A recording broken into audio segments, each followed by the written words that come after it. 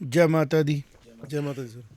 सत्संग में बात कर रहे हैं ग्लोबल कॉन्फ्लिक्ट्स की, उनके कारणों की, और क्यों ह्यूमैनिटी पीस प्रॉस्पेरिटी के साथ आगे नहीं बढ़ पा रही है। ज़्यादा पीछे नहीं जाएंगे, हम कुछ 70 साल तक का रिकॉर्ड चेक करते हैं। और being a responsible journalist house, बार बार मैं ये बात इसलिए कहता हूँ क्योंकि बात करना ज़रूरी हो चुकी है। अर्थ न्यूज़ में जब से मैं अपना कंट्रीब्यूशन दे रहा हूँ, कोशिश यही कर रहा हूँ कि हम लोग ऐसी खबर की पर बात करें जो सच्ची हो, ऐसे मुद्दों पे बात करें जो डायरेक्टली एक कॉमनर को इफ़ेक्ट करते हैं, और साथ ही साथ हम ग्लोबल विजन भी लेके चलें, ताकि जो हमारे ऑडियंस हैं, जो हमें देखते हैं या अखबार हमारी पढ़ते हैं अर्थ न्यूज़, उनको एक बेनिफिट ये मिले कि उनको मिनिमम कन्फ्यूजन के साथ मैक्सिमम इन्फॉर्मेशन मिले और करेक्ट मिले, और एक थॉट भी मिले जिससे हम ह्यूमैनिटी को यूनिफाइड तरीके से आगे बढ़ा सकें। तो हम बैठे हुए थे, बात हुई, चर्चा हुई, भारत पाकिस्तान युद्ध के ऊपर बड़े मीम्स बन रहे हैं, बड़ी बातें चल रही हैं, चाइना इंडिया को लेके बातें चल रही हैं, नेटो रशिया को लेके बातें चल रही हैं, चाइना ताइवान को लेके बातें चल रही हैं, फ़लस्तीन इज़राइल के बीच में कॉन्फ्लिक्ट है, हमास का इमरजेंस होता है, सीरिया में कॉन्फ्लिक्ट चल रहा है। तो ये सारे जो वर्ल्ड के कॉन्फ्लिक्ट्स हैं, अमेरिका में बेसिकली तो ऐसा कोई कॉन्फ्लिक्ट नहीं है, बट अमेरिका जो है वो एक सुपरमेसी दिखाने के लिए जो भी दुनिया में कहीं कॉन्फ्लिक्ट हो रहे होते हैं, अमेरिका उसमें अपना रोल ढूंढता है और कोशिश करता है उसमें इंटरफेयर करने की। मैं किसके रेलेवेंस में बात कर रहा हूँ? मैं रेलेवेंस में बात कर रहा हूँ जब यूएसएसआर अपना विस्तार कर रहा था, सेकेंड वर्ल्ड वार हो चुकी थी, वर्ल्ड एक नए रस्तों पे आगे जा रहा था, तो डायरेक्ट कोई ऐसा अमेरिका का कॉन्फ्लिक्ट नहीं था अफ़गानिस्तान में। जब रशिया ने अपनी जोग्राफिकल बाउंड्रीज़ को बढ़ाने की कोशिश की और आइडियोलॉजी के साथ, किसकी आइडियोलॉजी? कम्युनिस्ट आइडियोलॉजी के साथ, क्योंकि उस रशिया के अंदर एक रिवोल्यूशन आ चुका था जिसको हम यूएसएसआर का एक हमारा सोवियत रिपब्लिक बन चुका था, United states of Soviet Republic बन चुका था। तो एक सोच के साथ आगे बढ़ रहा था, और उसको काउंटर करने के लिए अमेरिका चूँकि डायरेक्ट यहाँ नहीं आ सकता था, वहाँ पे अमेरिका ने पाकिस्तान की हेल्प ली और एक पैरेलल स्टेट को जन्म दे दिया। जो स्टेट आज पूरी दुनिया के लिए ख़तरा बन चुकी है वो है टेररिज्म की स्टेट, स्टेट ऑफ टेरर। बात करेंगे, मेरे साथ है जम्वाल साहब, रवि शांडू, और थोड़ी देर में हमारे साथ जुड़ेंगे आशीष कपूर। की इम्पोर्टेंट बात है, डिस्कस करेंगे और रास्ता निकालेंगे कि कैसे ह्यूमैनिटी जो है वो पीस एंड प्रॉस्पेरिटी के साथ इकट्ठे आगे बढ़ सकती है, और वॉर को हम पीछे छोड़ के डायलॉग के साथ, डिप्लोमेसी के साथ, समझदारी के साथ, इंटरेक्शन के साथ आगे बढ़ सकते हैं। तो हम पहले देखेंगे कि किन कारणों से ग्लोबल कॉन्फ्लिक्ट है जो सामने आया। सिंपल तरीके से बॉर्डर डिस्प्यूट्स, रिसोर्सेज के ऊपर सुपरमेसी, और एक बड़ा फैक्टर फेथ और आइडियोलॉजी भी है, रिलीजन भी उसको हम कह सकते हैं। हिटलर के साथ जूइश का आइडियोलॉजिकल डिफरेंस था। हिटलर को लगता था कि जो जूइश हैं वो जर्मन की सफरिंग का रीज़न है। अब जैसे उसको लगता था, इसका कोई प्रमाण दे नहीं ना कोई सकता, किसी को क्या लगेगा, ये बहुत पुरानी बातें हैं। टेक्नोलॉजी ने बहुत चीज़ें बदल दी। तो रवीश से पहले मैं एड्रेस करूँगा। रवीश, हम एक सिंपल एग्जांपल लेते हैं क्रिकेट की। जब टेक्नोलॉजी नहीं थी तो अंपायर खड़ा होता था, तो अक्सर हम कहते हैं कि हमारा जो रेगुलर है पाकिस्तान इज़ क्रिकेट का, हमारे भारत का एकदम सीधा 90 डिग्री का हम कहते हैं कॉम्पिटिटर है। हम कहते थे शॉट डालते हैं और अंपायर को आउट देना पड़ता है। मतलब ये था उसका कि कई बारी नहीं भी होता था एलबीडब्ल्यू, कई बारी नहीं भी होता था कॉट बिहाइंड, लेकिन चूंकि एक शोर मचा दिया जाता था तो और अंपायर के पास वाय अपनी मेमोरी के, शॉर्ट मेमोरी के और अपनी आंखों के, और कोई उसके पास तरीका नहीं था ये जानने का कि आउट है या नहीं है, या बैट्समैन खुद ही जान सकता था कि हिट विकेट हुआ है या कॉर्ड बिहाइंड हुआ है या नहीं हुआ। लेकिन आज ऐसा नहीं है, आज सच जाना जा सकता है। टेक्नोलॉजी ने ऐसी डेवलपमेंट की है, और ये डेवलपमेंट टेक्नोलॉजी ने ह्यूमैनिटी के इवोल्यूशन से की है, इनोवेशन से की है, और पता लग जाता है कि सच में आउट हुआ है या नहीं हुआ है। अगर इसी एग्जाम्पल से हम लेके चलें, हम वर्ल्ड कॉन्फ्लिक्ट्स में टेक्नोलॉजी की हेल्प क्यों नहीं ले पा रहे हैं, इसके बारे में बात करें। इसमें देखिए सबसे बड़ा रीज़न ये है कि जो क्रिकेट है वो एक मैदान में खेल हो रहा है, सबके सामने हो रहा है, हम देख सकते हैं और अपना जो जजमेंट है वो एनालिसिस है कर सकते हैं। लेकिन एक जो ये आइडियोलॉजिकल इश्यूज़ है, मैं पहले व्याख्या करूँगा। जो जम्मू एंड कश्मीर का इशू है वो सत्य में है क्या। देखिए असली हमें समझना पड़ेगा, मुझे थोड़ा सा समय लगेगा 5-7 मिनट, लेकिन मैं अंत तक बता दूंगा कि रीज़न क्या है सारे कन्फ्लिक्ट का और सोल्यूशन भी क्या है। देखिए हमें समझना पड़ेगा कि जम्मू कश्मीर जो था वो 526 और रियासतें थी भारत में, पूरे भारतवर्ष में, जो पार्टीशन के टाइम पे जिनको बोला गया, जिनके रूलर्स को बोला गया कि आप बताइए आपने किन के साथ रहना है। अक्टूबर आते आते जम्मू कश्मीर का हिस्सा जो फाइनल रेजोल्यूशन है वो नहीं हो पाता है, और अक्टूबर 22 को पाकिस्तान हमला कर देता है। अभी तक वो आज़ाद देश था, मतलब कोई मेरा कहने का मतलब उन्होंने कोई भी फाइनल डिसीजन नहीं लिया था जम्मू कश्मीर ने। पाकिस्तान हमला कर देता है और 26 को जो जम्मू के जो रूलर थे जिनके पास दस्तखत करने की अथॉरिटी थी, उन्होंने इंडिया के साथ पूर्ण विलय किया, जैसे 526 अन्य रियासतों ने किया। ठीक है, बिल्कुल हो गया इधर काम। पाकिस्तान हमला करता है, एक सीज़ फायर लाइन ड्रॉ होती है, यूएन ब्रोकर्ड सीज़ फायर होता है और यूएन में मसला समझाया जाता है।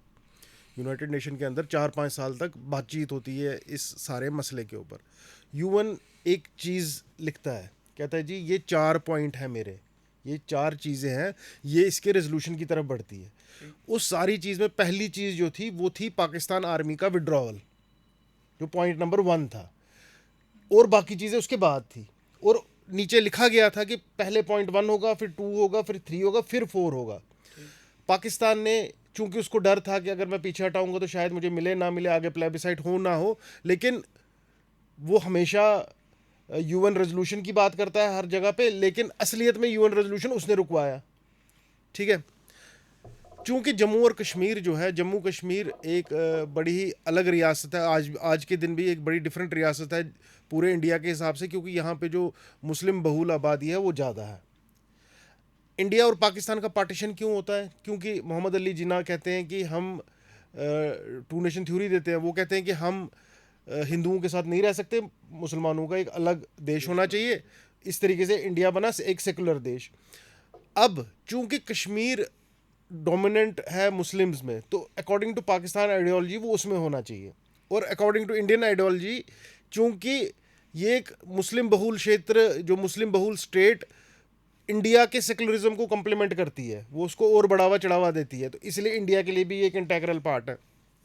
लेकिन सत्य की बात यह है कि असली में महाराजा जो सबने उस टाइम पे किया, महाराजा ने इंडिया के साथ एक्सेशन किया, और ये बेसिकली सारा का सारा इंडिया का पार्ट था, और उसके ऊपर अगर कोई बात हो सकती थी उस समय में तो वो पीछे हटके हो सकती थी।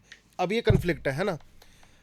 अब जब तक ये पाकिस्तान मानेगा नहीं, देखिए कन्फ्लिक्ट का रेजोल्यूशन शुरू होगा जो पार्टी सच नहीं मान रही है वो सच मान के, क्योंकि सत्य जो है, सत्य एक ही है, अलग है, वो उसका कोई नैरेटिव नहीं है, उसका कोई झूठ नहीं है, सच सच है।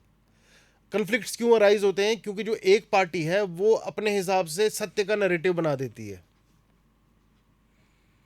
बात समझा मेरी? सत्य का नैरेटिव बना देती है। आपका ये कहना है कि जम्मू कश्मीर का जो मुद्दा है, हाँ, ये बेसिकली जो वर्ल्ड के अंदर ये एक बहुत बड़ा कॉन्फ्लिक्ट है इंडिया पाकिस्तान के बीच में, ग्लोबल कन्फ्लिक्ट, ये भी एक ग्लोबल कन्फ्लिक्ट है जिसको हम बोलते हैं conflict of border of India Pakistan on the axis, मतलब on the sides of Jammu and Kashmir and Ladakh. मैं इसी के ऊपर बात कर रहा हूँ कि ये कॉन्फ्लिक्ट बना और आज तक चल रहा है। इजराइल और फ़लस्तीन का कॉन्फ्लिक्ट बना चल रहा है। रशिया का कॉन्फ्लिक्ट अफ़गानिस्तान से विड्रॉ हो गया, लगभग ख़त्म हो गया। रशिया कम्युनिस्ट से सेकुलर हो गया, डेमोक्रेटिक हो गया, और आज हम नहीं कह सकते Russia is डोमिनेटली having ideology of communism. China socialist है, मतलब एक दूसरा लगभग मिलता जुलता है। सोशलिज्म और कम्युनिज्म में काफ़ी ज़्यादा चीज़ें सिमिलैरिटीज़ सिमिलर हैं। है जी। इंडिया भी सोशलिस्टिक रिपब्लिक खुद को पाता है, बट डेमोक्रेसी के साथ उसका एक ब्लेंड है, और कैपिटलिज्म भी है। India is a blended country. मैं एक सुपरफिशली देख रहा था, जैसे आज डोनाल्ड ट्रम्प बात करते हैं, उसके अंदर भी चीज़ें हैं। रिलीजन ने भी एक बड़ा सिग्निफिकेंट रोल प्ले किया है। रिलीजन को हम मानते हैं, फेथ क्या आपका आपका आपका विश्वास किस पे है, आप किस चीज़ देखिए को बेसिक सोचते आइडियोलॉजी सही तो है। जो अगर कोर की आइडियोलॉजी मानी जाए, आइडियोलॉजी जो हम बोलते हैं, तो बेसिक तो यही डिफाइन करती है लेकिन आइडियोलॉजी को आप मुझे एक बात कि हम बताएंगे, मान्यता राजा भैया मान्यता आपसे हम हमारी। बात करेंगे, आप बताएं। डिवीजन ऑफ सोच है, जैसे हम बैठे हैं यहाँ पे, अगर हम कोई चीज़ खाना खाने लगते हैं तो हम सबकी अपनी अपनी चॉइस हो सकती है क्या? अगर हमारी चॉइस किसी से नहीं मिलती है तो हम उसके ऊपर वॉर इम्पोज कर दें? बिल्कुल नहीं। है ना? अगर वो अपनी टेरिटरी में डिफाइन करता है और टेरिटरी डिफाइन कर दी जाती है, मुझे लगता है वर्ल्ड वॉर सेकंड के बाद जब यूनाइटेड नेशन ऑर्गेनाइजेशन ने बनाई गई, यूनाइटेड नेशन ऑर्गेनाइज की 193 कंट्रीज उसमें डाली गई। कुछ 7 एक कंट्री हैं जो बाहर है उसमें से, वो पूरी तरह कंट्रीज़ भी नहीं हम उनको मानते हैं। जैसे वेटिकन सिटी है, उसको ऑब्जर्वर के तौर पे माना गया। ऐसे फ़लस्तीन है और 2-4 कंट्रीज़ हैं। पर यूनाइटेड नेशन ऑर्गेनाइजेशन बन गई कि अब हम लोग जंग नहीं करेंगे। सब लोगों ने देख लिया था कि बड़ा नुकसान है एटम बम का, और वो बड़ा कामयाब भी रहा। लेकिन देखते देखते कुछ सालों के बाद फिर से अग्रेशन, आइडियोलॉजिकल डिफरेंसेस शुरू हो गए, और जो कंट्रीज़ यूएनओ में डोमिनेट करती थी उन्होंने उस सुप्रीमेसी को मेंटेन करने के लिए एक और कॉन्फ्लिक्ट्स बनाना शुरू कर दिए। तो आप आज 2025 में बैठे हैं, भारत रेलेवेंट हो चुका है। 1945 वाला भारत नहीं रहा। वो भारत वाज, जिसको हम बोलते हैं ना, part was represented by Britain, British, because हमारी हम उनकी कॉलोनी थे। बिल्कुल। आज का भारत एक सोवेरियन हमारा राष्ट्र है, नेशन, और बड़ी स्ट्रॉन्ग कंट्री बन चुका है, 4th लार्जेस्ट इकोनॉमी बन चुका है। मैं ये देख रहा हूँ कि भारत का जो इंडेवर है वो ग्लोबल पीस की तरफ जा रहा है।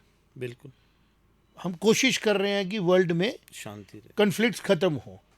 अभी हमने कुछ दिन पहले देखा, भारत ने कोशिश की कि जहाँ जहाँ पे भी वर्ल्ड में कन्फ्लिक्ट्स हैं उसमें हमारे जो प्राइम मिनिस्टर हैं उन्होंने उसको बढ़ाने की कोशिश नहीं की।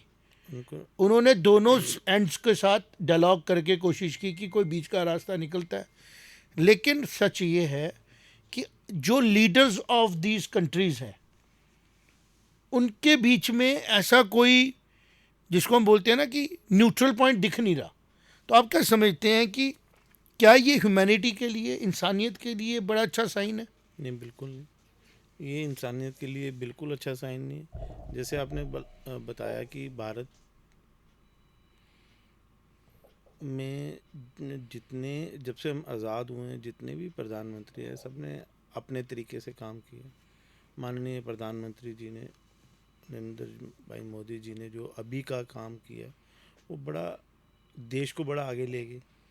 सारी चीज़ें बड़ी अच्छी हुई, लेकिन जिस पे हम बात कर रहे हैं कि जो हमारा नेबर मुल्क है वो ये नहीं चाहता था, शांति नहीं चाहता, और वो ये भी नहीं चाहते कि उनके मतलब एक जेलसी नेचर लगा लें। उन्होंने तो कुछ किया नहीं, और जो हिंदुस्तान ने किया वो तरक्की देख के उनको कुछ हजम नहीं हो रहा। तो ऐसा बिल्कुल नहीं है। हिंदुस्तान तरक्की की तरफ जा रहा है, और ये हमारा जो मुल्क है, इन सरकारों के साथ साथ इस सरकार ने उसको बड़ी अलग सी पोजीशन पे लाया पूरे वर्ल्ड में। वो लोग भी देख रहे हैं इसको कि इस मुल्क ने कितनी तरक्की की और कहाँ पे आया। बिल्कुल आप ठीक कह रहे हैं। ये जो देश विरोधी ताकतें हैं, यही हमें वीक करने अब देखो, देश विरोधी तो राजा भैया आपकी बात बिल्कुल ठीक है, आपने बड़ा अच्छा लाइन पे एक लेके गए रविश। देश विरोधी के साथ साथ हम लोगों को एक बड़ी लेवल पे एक कॉमन गोल की तरफ देना चाहिए अपने आप को, चाहे कम्युनिस्ट आइडियोलॉजी है, ठीक है, वो भी एक, जब कहीं जुल्म एक आता है ना, एक्सप्लॉयटेशन किसी की भी हो, तो कम्युनिज्म को थॉट लाया गया कि सबको एक जैसा होना चाहिए सबको ना, एक जैसा जबकि सब एक जैसे हो नहीं सकते। पॉसिबल ही there can not be a common thing for everybody. हाँ, एक्सप्लॉयटेशन को नहीं होना चाहिए, अपॉर्चुनिटी सबकी एक जैसी हो सकती है, उनके एफर्ट्स और रिजल्ट्स एक जैसे नहीं हो सकते। हम ये देख रहे हैं कि जो ह्यूमैनिटी के बेसिक रिक्वायरमेंट्स हैं नेचर की तरफ से, वो तो किसी को कम ज़्यादा नहीं मिलती है। अब आती है कंट्रीज़ की फॉर्मेशन की बातें। उस समय के साथ जियोग्राफिकल बाउंड्रीज बदलती हैं। मुझे लगता है कि यूएनओ का एक बहुत बड़ा काम था, अगर वो फेयर काम करता, फेयर जियोग्राफिकल आइडेंटिटीज़ को रीडिफाइन करना ज़रूरी था, क्योंकि इज़राइल और फ़लस्तीन के बीच में भी यही प्रॉब्लम थी। अगर एक कम्युनिटी है जिसका एक फेथ है, जिसको हम जूइश बोलते हैं, उनका एक कॉमन प्लेस ऑफ वर्शिप था, उसके बीच में डायलॉग्स करके रास्ता निकालने की कोशिश करनी चाहिए थी।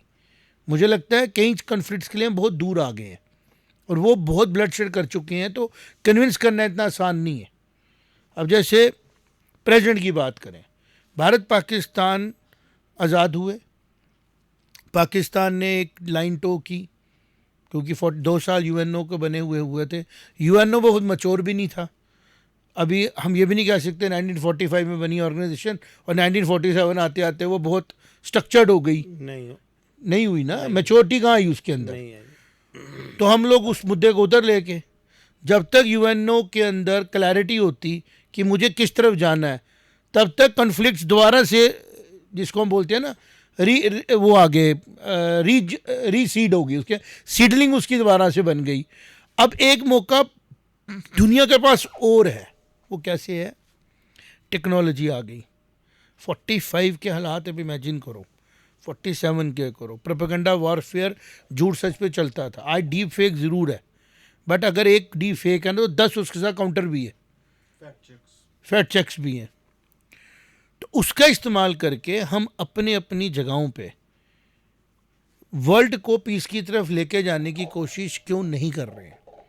Let it be Pakistan, let it be India, let it be China. हम अपनी बात करें, रशिया के साथ जो यूक्रेन के साथ हो रहा है, वो भी जिसको हम बोलते हैं ना, नॉन स्टेक होल्डर्स का झगड़ा है। नेटो नॉन स्टेक होल्डर है यूएनओ में, इसमें यूक्रेन में स्टेक होल्डर हैं जिनका स्टेक है, वो है रशिया और यूक्रेन। नेटो एक पॉलिटिकल एडवेंचर करता है, यूक्रेन को कहता है I will come with your support, आप नेटो का मेंबर बन जाओ। जब यूएनओ बन चुका था तो all countries were having equal stakes. उसके बीच में ये जो हम कहते हैं ना कि स्पेशल पावर्स ले आना, जब आपने स्पेशल पावर्स ले आए तो फिर जो पावर में आएगा, बड़ी मछली छोटी मछली को खाएगी, फिर आपका ग्लोबल कॉन्फ्लिक्ट बनेगा, फिर आप झगड़े करोगे और फिर एक और वर्ल्ड वार के मुहाने पे हम खड़े हो गए, जिसके बारे में एक बड़ा कॉमन क्वेश्चन था। आइंस्टाइन को किसी ने पूछा, one of the brilliant scientist, कि थर्ड वर्ल्ड वॉर के बाद क्या होगा। कहना मैं थर्ड वर्ल्ड वॉर में नहीं कह सकता कौन से हथियार इस्तेमाल होंगे, बिकॉज बहुत ज़्यादा टेक्नोलॉजी बढ़ गई है, न्यूक्लियर पावर आ चुकी है, और न्यूक्लियर पावर की जो डैमेजिंग ताकत है उसके बारे में ये ज़रूर कह सकता हूँ, अगर थर्ड वर्ल्ड वॉर कभी भी हुई तो चौथा युद्ध जो लड़ा जाएगा वो पत्थरों से और डंडों से लड़ा जाएगा। शायद ही वो भी शायद ही कि हो पाए। तो बहुत ज़रूरी है इन सब बातों के बीच में रविश, हमारा अर्थ न्यूज़ के तौर पे मैं अब थोड़ा सा ये बात करना ज़रूरी है कि हम पीस की तरफ अगर जाना चाहते हैं तो हमें एक पावरफुल यूएनओ के पास अपनी कॉमन आर्मी है। जी मैं हमें बहुत स्ट्रॉन्ग इसमें जाना चाहिए कि अगर टेररिज्म ने लोगों को उन्होंने वॉर नहीं की, देखिए यूएन के आपने टेररिज्म को अलो कर दिया। आपको पता है कि which country is being inflicted by other country with the help of terrorism. तो आपने यूएनओ में जो ये ड्युअलिटी दिखाई ना, यूएनओ में ड्युअलिटी दिखाई, अगर यूएनओ एक डिफंक्ट ऑर्गेनाइजेशन बन चुकी है, फिर तो आप कॉन्फ्लिक्ट्स को ठीक नहीं कर सकते, आपको एक नई ऑर्गेनाइजेशन बनानी पड़ेगी। नहीं बना सकते हैं आप, कॉन्टिनेंट वाइज ऑर्गेनाइजेशन बना लें, जहाँ जैसे जैसे अब मैं सुन रहा हूँ रशिया, चाइना और इंडिया पास आ रहे हैं, और रशिया एक डोमिनेटिंग पावर है, इंडिया भी डोमिनेटिंग पावर है, और मुझे लगता है टॉप 3 में अगर हम बात करें, रशिया बेशक डाउन होगा हमसे साइज ऑफ इकोनॉमी की अगर बात करें, लेकिन चाइना और इंडिया मिलके तो मुझे लगता है वर्ल्ड पावर ऑलरेडी बन चुके हैं। बिल्कुल। तो जब दो ताकतें मिलें तो वर्ल्ड के पीस की तरफ लेके जा सकती है ना, लेकिन कौन लोग नहीं चाहते वो मिलें, वो क्यों नहीं मिल पा रहे हैं, तो इन सब के बारे में चर्चा करना जरूरी है। तो मेरा एक ऑब्जर्वेशन है, और ये कन्फर्म ऑर्गेनाइजेशन है, कि आपको अपनी आइडियोलॉजी को प्रैक्टिकल 2025 के हिसाब से सोचना पड़ेगा। आपने देखना पड़ेगा कि हमसे पहले जो आइडियोलॉजिकल लोग चले उनका क्या हुआ, जर्मन कितना पीछे गया एक आइडियोलॉजिकल फाइट लड़के, ठीक, रिलीजियस फाइट लड़के कितना नुकसान आज भी हो रहा है फेथ्स और डरों की वजह से। आपको यूनिफाई कर सकती है टेक्नोलॉजी और ह्यूमैनिटी। आप ह्यूमैनिटी को फार मोस्ट रखें, आप आइडियोलॉजी को साइड पे रखें, आप बॉर्डर कॉन्फ्लिक्ट्स को साइड पे रखें। आज जैसे पुंछ में पाकिस्तान ने हमारे इनोसेंट लोगों को मंदिर मस्जिदों में और इधर क्या बोलते हैं गुरुद्वारों में हिट किया गया, भारत ने टेररिस्ट को हिट किया, और वो भी इसलिए हिट किया गया क्योंकि उन्होंने स्कूल्स के नाम पे टेररिस्ट कैंप चला रहे थे वो, और प्रूफ थे उनके पास, और वो प्रूफ सामने आ गए जब ये पोस्टर लगे। हमने 2 दिन पहले एक पाकिस्तान से सोशल मीडिया से देखे ना, सच सामने आ रहा है ना, पिक्चर खींच के सामने लगाई, एक तरफ आर्मी के उनके फील्ड मार्शल हैं और दूसरी तरफ लश्कर तोयबा का सेकंड इन कमांड का पोस्टर लगा है। अब ये समझो कि आम लोगों के बीच में चर्चा जानी चाहिए, इंटेलिजेंसिया में जानी चाहिए, ट्विटरों पे ये चीज़ें डिस्कस करनी पड़ेंगी कि आपको पाकिस्तान को ये बताना पड़ेगा कि आपका झूठ नहीं चलेगा, और भारत को ये बहुत फोर्सफुली पिच करना पड़ेगा, बिकॉज आइडियोलॉजिकली भारत की जो आइडियोलॉजी है ना, वही वर्ल्ड पीस की तरफ लेके जा सकती है। मतलब we are ready to compromise everything for the peace, करते हैं ना कंप्रोमाइज। मतलब prime minister Narendra Modi without any protocol security सीधे नवाज शरीफ के घर चले जाते हैं, प्राइम मिनिस्टर पाकिस्तान के पास। ये एक बहुत बड़ी बात है, ठीक। इसी तरह आज की डेट में जितने भी वर्ल्ड के कॉन्फ्लिक्ट्स हैं उनके ऊपर डिस्कशन डिबेट करके, जिसको हम बोलते हैं ना, एक कोशिश करनी चाहिए। और अगर हम सवाल करें अमेरिका का, अमेरिका तो प्रैक्टिकली किसी कॉन्फ्लिक्ट में नहीं था वर्ल्ड वॉर सेकंड के बाद, है ना, लेकिन वो क्यों कॉन्फ्लिक्ट्स में आया, किस कारण से आया? अक्सर लोग बोलते हैं कि डिफेंस डील्स थी, डिफेंस मैन्युफैक्चरर थे, वर्ल्ड बैंक के अंदर अमेरिका के बड़े स्टेक्स थे, वो हिलने के लिए, मोबिलाइज करने के लिए शायद वॉर को वो किसी तरीके से यूज़ कर रहे थे for building their money. Common आदमी की बात करें कि भाई झगड़ा कर लो, हथियार हमसे ले लो, क्योंकि अमेरिका के बड़ी कंपनीज थी जिनके स्टेक्स थे manufacturing of war equipments, Russia के भी थे, स्वीडन के भी थे, जैसे बोफोर इज अ स्वीडिश कंपनी। तो यूरोप ने जो इंडस्ट्रियलाइजेशन में वॉर मशीनरी के ऊपर इंडस्ट्रियलाइजेशन की, वो ह्यूमैनिटी के लिए पोस्ट सेकंड वर्ल्ड वॉर कोई बहुत अच्छी बात नहीं थी। अब किन कंट्रीज़ ने नहीं की इसके ऊपर काम? इंडिया उसमें मेजर आता है। इंडिया ने अब शुरू किया, जब इंडिया ने देखा कि इन्होंने मुझे कहीं आगे नहीं जाने दिया। तो मुझे ऐसा लगता है कि चाहे न्यूक्लियर बॉम्ब्स हैं, चाहे आपके वॉर इक्विपमेंट्स हैं, आप इनको स्ट्रेटेजिकली बड़ा ज़्यादा इकोनॉमिकल मूवमेंट के लिए पॉजिटिव नहीं मानो। आप फूड को देखो, टेक्नोलॉजी को देखो, आज भी पूरी दुनिया में लोग, करोड़ों लोग नहीं, 100 करोड़ों लोगों के पास खाने को रोटी नहीं है। ह्यूमैनिटी है वो। ऐसा नहीं है कि उनमें कोई इंटेलिजेंट नहीं होगा, उनमें से कोई रिसर्चर नहीं होगा, वर्ल्ड को नेक्स्ट लेवल पे लेके जाने वाला नहीं होगा, लेकिन वो सारी जो बेसिक ह्यूमैनिटी की लड़ाई है ना, लाइफ स्पैन बढ़ाना है, नेक्स्ट लेवल पे एक्सप्लोर करना है दुनिया को, दुनिया के बियॉन्ड देखना है, यूनिवर्स को देखना है, तो उसमें जब ये प्लैनेट पे बैठे लोग इन चीज़ों में ही पड़े रहेंगे कि मेरा फेथ मेरा है, किसी और का फेथ मानूंगा नहीं, एक प्लॉट ऑफ लैंड के ऊपर इतना झगड़ा कर दो, तो वो चीज़ें जो है ना हमें नेक्स्ट लेवल ऑफ कॉन्शियस की तरफ लेके जाने में दिक्कत दे रही हैं। मैं चाहता हूँ अभी इस पर 2 कमेंट करें। जी बिल्कुल। मैं वैसे अपने पुराने कमेंट से ही आगे बढ़ूंगा। जो मैं बात की थी यूएन का फॉर्मेशन, वो भी इसी की तरफ जा रहा है चीज़ कि कन्फ्लिक्ट है क्या असली। आइडियोलॉजी, जो डिफरेंस इन आइडियोलॉजी है वो बेसिकली एक पुरानी दुश्मनी उसको मानेंगे हम। ये अगर कोई दो दुश्मन होते हैं, जो पुरानी दुश्मनी का कोई रीज़न होता है वो होता है आइडियोलॉजी। लेकिन ऑन हैंड जो इश्यूज़ है, जो रियल कन्फ्लिक्ट हो रहा है, वो कन्फ्लिक्ट ऑफ इश्यूज़ के कारण हो रहा है, इंटरेस्ट के कारण हो रहा है, सॉरी, कन्फ्लिक्ट ऑफ इंटरेस्ट के कारण। देखिए, पाकिस्तान का इशू आइडियोलॉजिकल तो था कि ये मुस्लिम बहुल है, मेरा होना चाहिए, लेकिन ज़्यादा ध्यान उनका ये था चूँकि पानी का सोर्स ये है, तो अगर ये हमें मिल जाए तो हम काफ़ी इंडिपेंडेंट हो जाएंगे। शेख अब्दुल्ला साहब ने कहा था उनको हमारे जंगल चाहिए, उनको हमारा पानी चाहिए। हाँ, बिल्कुल। शेख अब्दुल्ला साहब की तो एक बड़ी हिस्टोरिकल स्पीच है। मैं जब से वो स्पीच सुनी है ना, उसके बाद मेरी जो नॉलेज में मैंने अपने एड ऑन किया वो तो हुआ, लेकिन रिस्पेक्ट फॉर शेख अब्दुल्ला मेरी नज़रों में पहले से बढ़ गई ज़्यादा, क्योंकि जो उन्होंने उस टाइम लाल चौक में after coming out of jail speech दी थी और एक्सेप्ट किया था चीफ मिनिस्ट्री, वो स्पीच उनकी एक रियलाइजेशन थी कि कहीं ना कहीं जब वो फैनेटिज्म का शिकार हुए और फिर उनको रियलाइजेशन हुई कि फैनेटिज्म वर्ल्ड के लिए बहुत अच्छी चीज़ नहीं है, तो उन्होंने जो इंडियन इथोस थी उसके साथ खड़े होके, डेमोक्रेसी के साथ खड़े होके एक्सेप्ट किया कि जिस आइडियोलॉजी को मेरे को यूज़ किया गया या मेरे को चलाया गया, मैं उस आइडियोलॉजी को सिरे से खारिज करके जो आइडियोलॉजी भारत की जिसके ऊपर फाउंड हो रहा है, दैट इज़ डेमोक्रेसी। और वर्ल्ड का दूसरा कंट्री अगर हम माने अमेरिका था।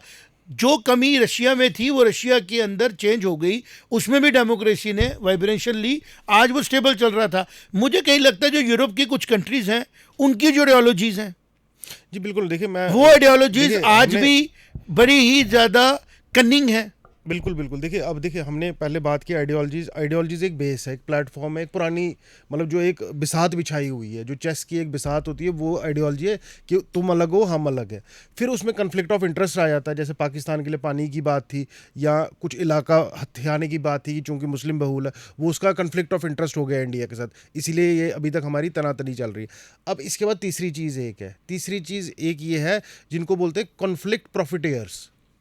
और ये कन्फ्लिक्ट प्रॉफिटेयर्स जो है, ये एक जैसे कश्मीर के अंदर एक आम पत्थरबाज से शुरू होके चाइना अमेरिका जैसे बड़े देशों तक लोग हैं, मतलब पूरा देश जो चाइना जो अमेरिका को हथियार दे रहा है। अमेरिका में ग्रुप्स बने हुए नहीं, हैं आप देखिए ना, चाइना जो है जो फंड किए जाते बिल्कुल, देखिए हैं। चाइना अमेरिका को हथियार दे रहा है, अमेरिका, रशिया, इजराइल इंडिया को दे रहा है। आप मान नहीं सकते कि 5000% प्रॉफिट पे हथियार बिकता है, मतलब 5000 गुना प्रॉफिट होता है जितने पे बिक रहा हो। तो काफ़ी सबसे ज़्यादा प्रॉफिट मेकिंग जो इंडस्ट्री है दैट इज़ डिफेंस।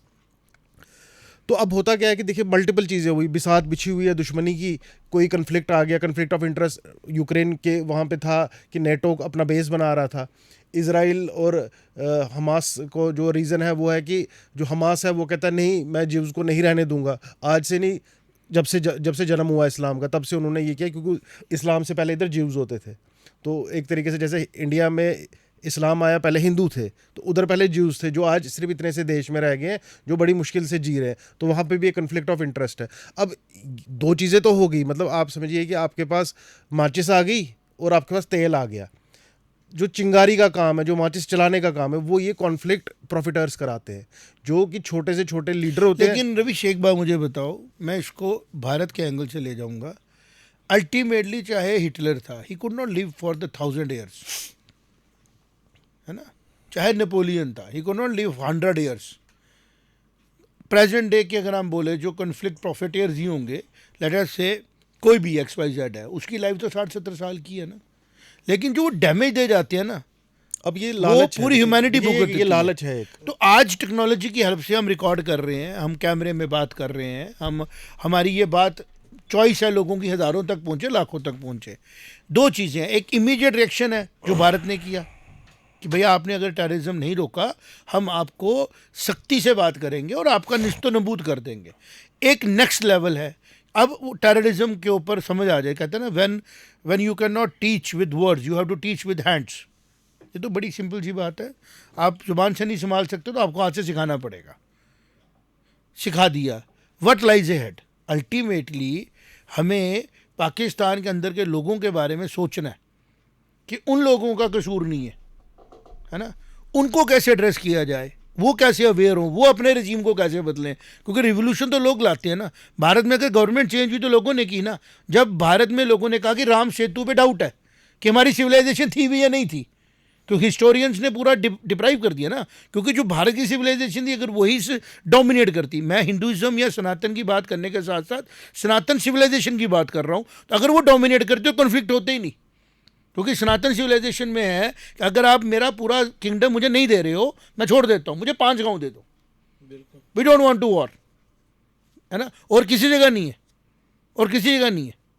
अगर आपका मंदिर कश्मीर से हम खीर भवानी टेम्पल उधर रह गया, तो आज जम्मू में खीर भवानी टेम्पल है।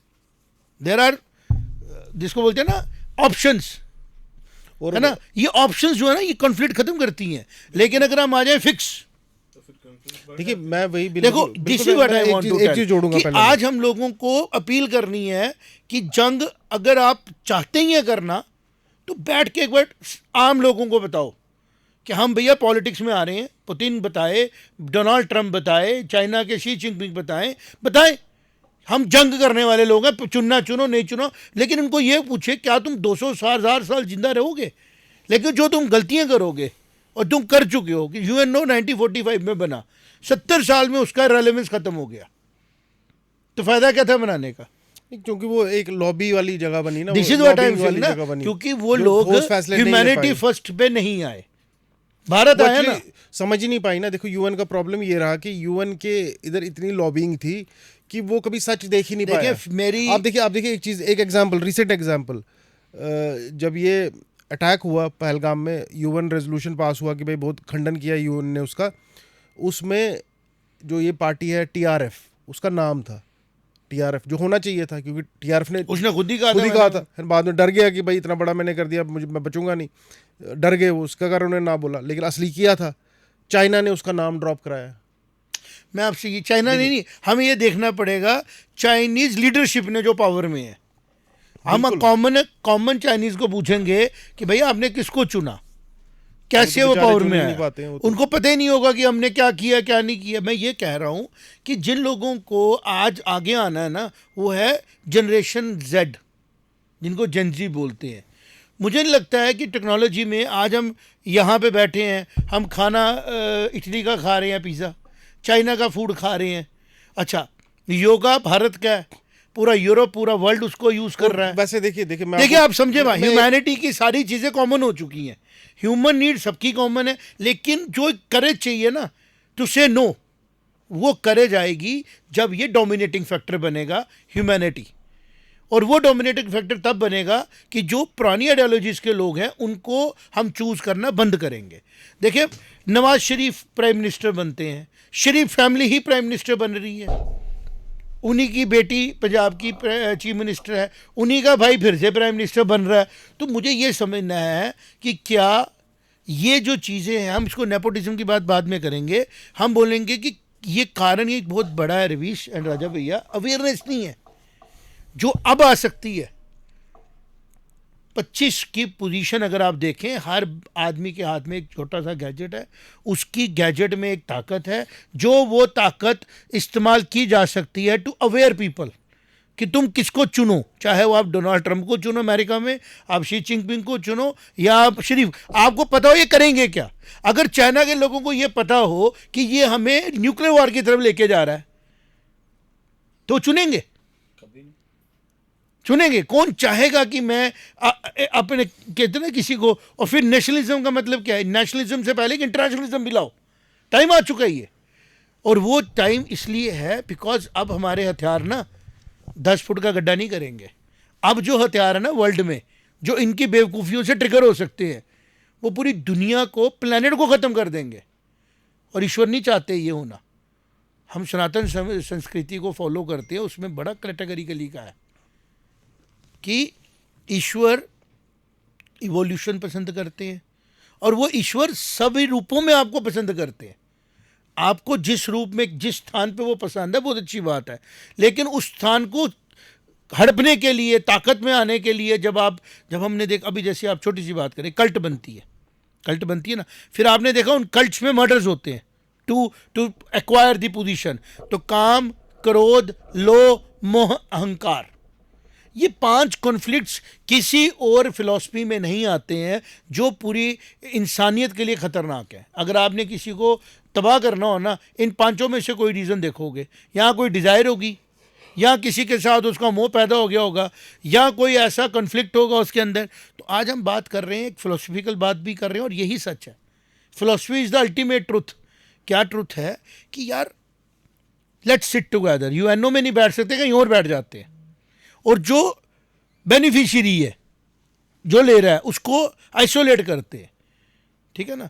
क्योंकि ऐसा भी नहीं हम कह सकते हैं कि किसी को भी आप, जैसे अगर साउथ अफ्रीका में सोना निकला था साउथ अफ्रीका में, माइंस लेने आ गए, सब पेट्रोलियम निकल गया यहाँ से। अब जो फ्यूचर है और जो प्रेजेंट है वो है ह्यूमन रिसोर्स। आज से पहले वर्ल्ड में, हिस्ट्री में कहीं कोई रेलेवेंस नहीं मिलता है कि 700 करोड़ ह्यूमंस होंगे इस प्लैनेट में लिविंग, एंड इतनी डिफाइंड कंट्रीज होंगी। सिर्फ एक चीज़ मिसिंग है, वो है प्योर डेमोक्रेसी जो इवॉल्व हो रही है ना। किंगडम्स का तो हजारों साल का रिकॉर्ड मिलता है, राजा के नीचे एक सत्ता, राजा बदल दो, राजा खराब हो गया, एक प्रोसेस है ना। आज भी हमारी मैक्सिमम कंट्रीज जो है वर्ल्ड में है वो किंगडम्स है ना। बड़ी शान से यूनाइटेड किंगडम हम बोलते हैं ना। अमेरिका उससे बाहर आ चुका है, भारत उससे बाहर आ चुका है, ठीक, रशिया भी उससे बाहर आ चुका है, चाइना भी बाहर आ चुका है, लेकिन हम देखते हैं अभी भी वो परसिस्ट कर रही है। लेकिन जो डेमोक्रेसी है ना, यूएनओ का बहुत बड़ा काम था कि वो कोशिश करती कि सभी कंट्रीज में डेमोक्रेसी इवॉल्व हो जाए, जो नहीं किया गया। अगर प्योर डेमोक्रेसी पाकिस्तान में हो तो डू यू थिंक कि वो ऐसी सरकार चुन के आएगी जो फेनेटिक हो? Do you think? नहीं। डेमोक्रेसी ही एक ऐसा टूल है गवर्नेंस का, जैसे ही वो वर्ल्ड में डोमिनेट करेगा, ह्यूमैनिज्म अपने आप ऊपर आ जाएगा। अब हम कहते हैं जी डेमोक्रेसी से इंसान ने वो गलत इंसान चुन लिए, वो डेमोक्रेसी से नहीं चुने, अनअवेयरनेस से चुने। जी बिल्कुल, देखिए अब जिस तरीके से टेक्नोलॉजी का डेवलपमेंट हो रहा है आगे, डेमोक्रेसी इवॉल्व होती है, हमने सुना है, इवॉल्व हो रही है, हमने सुना है। तो ये वक्त भी दूर नहीं होगा कि जब हर कोई डिसीजन एक स्टेट का वहाँ के लोग अप्रूव करेंगे टेक्नोलॉजी के द्वारा, अपने जो भी गैजेट्स होंगे या इसके द्वारा। ये भी समय हम देखेंगे।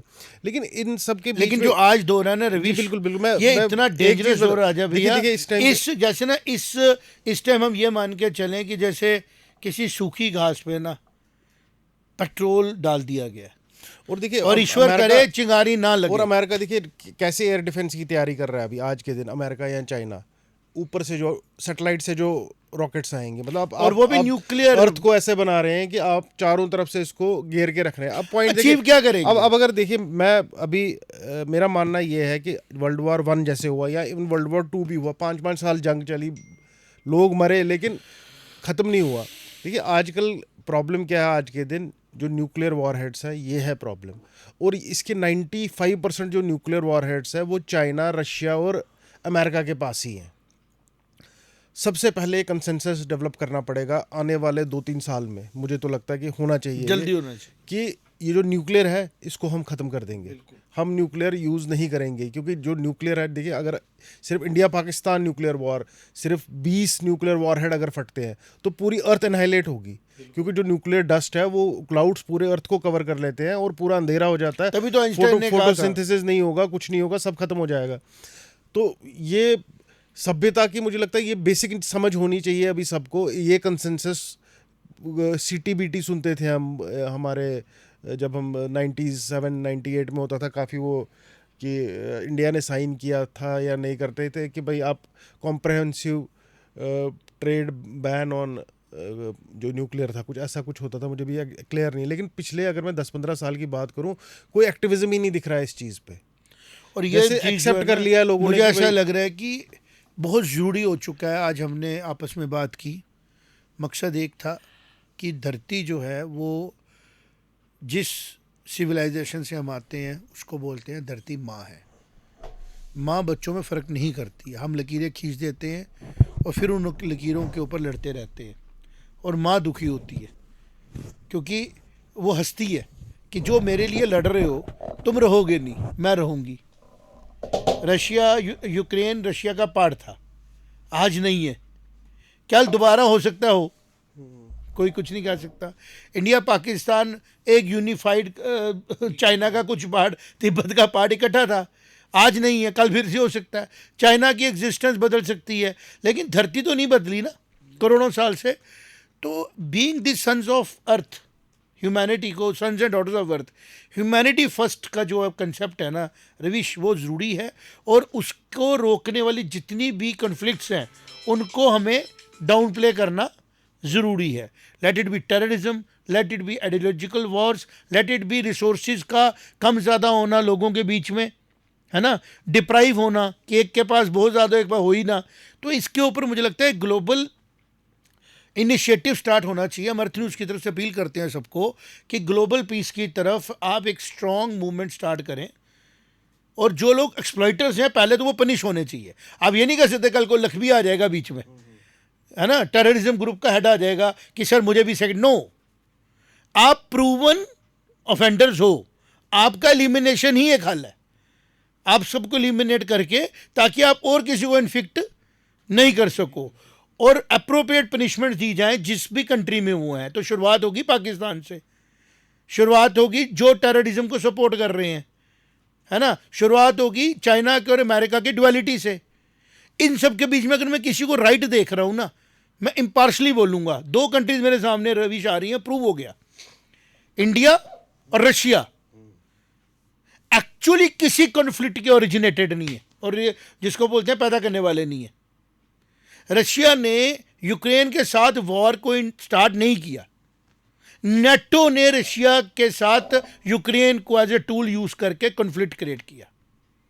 तो पूरे ग्लोब में जो आइडियोलॉजी की हम बात करें ना, अगर हम बात करें तो प्रेजेंट रशिया और इंडिया, ये दो आइडियोलॉजी मुझे ऐसी लग रही हैं। और अगर इसमें चाइना को हम कन्विंस कर पाए to bring peace in this world, तो मुझे ऐसा लगता है कि जो वेस्ट की हमारी कनिंग पावर्स हैं, रशिया भी कॉलोनी बनाता था, गलत नहीं है, लेकिन वो रशिया शायद लेसन ले चुका है आफ्टर गेटिंग डिवाइडेड, है ना, आफ्टर गेटिंग डिवाइडेड लेसन ले चुका है कि वो गलत थॉट था। बट यूरोप ने और वेस्ट ने पूरा लेसन अब तक लर्न नहीं किया है। तो इसलिए let them be in conflict. India, Russia और चाइना को एक यूनिफाइड हमारा त्रिकोण बना लेना चाहिए। और पाकिस्तान से जुड़ी हुई जितनी ताकतें हैं, अगर पाकिस्तान सुधर जाता है तो पार्ट उसका बन जाओ, नहीं सुधरता है तो इन तीनों ताकतों को मिलकर पाकिस्तान को सबक सिखाने के लिए तैयार रहना चाहिए। तो मुझे लगता है ग्लोबल पीस इससे भी आने की चांस बढ़ जाएंगे, एटलीस्ट हमारे खित्ते में। वेस्ट में होता रहे, जो नहीं समझे तो नहीं समझे। अब क्या बोलते हो इसके बारे में? पॉसिबल है, एक बड़ा ज़्यादा आपको लगेगा कि बड़ा एक जिसको बोलते हैं ना ड्रीमी सब्जेक्ट है, but it is possible and this is impossible but yet possible. जी बिल्कुल, देखिए पॉसिबल है, लेकिन अब हमें समझना पड़ेगा कि मल्टीपल डायमेंशंस है हर चीज़ के। अब कश्मीर इशू की बात करते हैं हम। कश्मीर इशू स्टार्ट तो हुआ कि पानी के उससे और आबादी के रीज़न से, लेकिन आते आते 1955-60 के आसपास, 1955-60 के आसपास हुआ क्या कि पाकिस्तान आर्मी को एहसास होने लगा कि उसके अस्तित्व के लिए ये बहुत ज़रूरी है। देखिए डायमेंशन क्या बना। अब अगर इंडिया अगर आज के दिन पाकिस्तान की बातें मानती भी हैं कोई, लेकिन पाकिस्तान आर्मी सुलह नहीं होने देगी। अब तभी मैंने कहा ना कि ऑफेंडर को आपको पनिश करना पड़ेगा। तो मुझे ऐसा लगता है आज हमने कोशिश की एक छोटी सी डिस्कशन की, जमाल साहब, मन में सुकून है कि हमने बैलेंस बात की है और देश, विश्व, इंसानियत के हित की बात की है। ठीक है ना, वॉर के लिए हम तैयार हैं अगर हम पे इम्पोज अपॉन किया जाएगा। यही हमारी स्टेट पॉलिसी है और यही हमारी सिविलाइजेशन की पॉलिसी भी है। लेकिन साथ ही साथ हमारी दूसरी पॉलिसी भी है कि वॉर के बाद एक ऐसा पीस आए जो हज़ारों साल तक चले और जड़ से हम इस प्रॉब्लम को ख़त्म करें। तो डायलॉग, डिस्कशन, काउंटर थॉट्स, ये सब चीज़ें मिलके आगे बढ़ेंगी। और टेक्नोलॉजी मुझे लगता है अगर सही तरीके से इस्तेमाल की जाएगी तो डेफिनेटली इनिशिएट करेगी पीस को और लॉन्गर पीस जो है वो आएगा।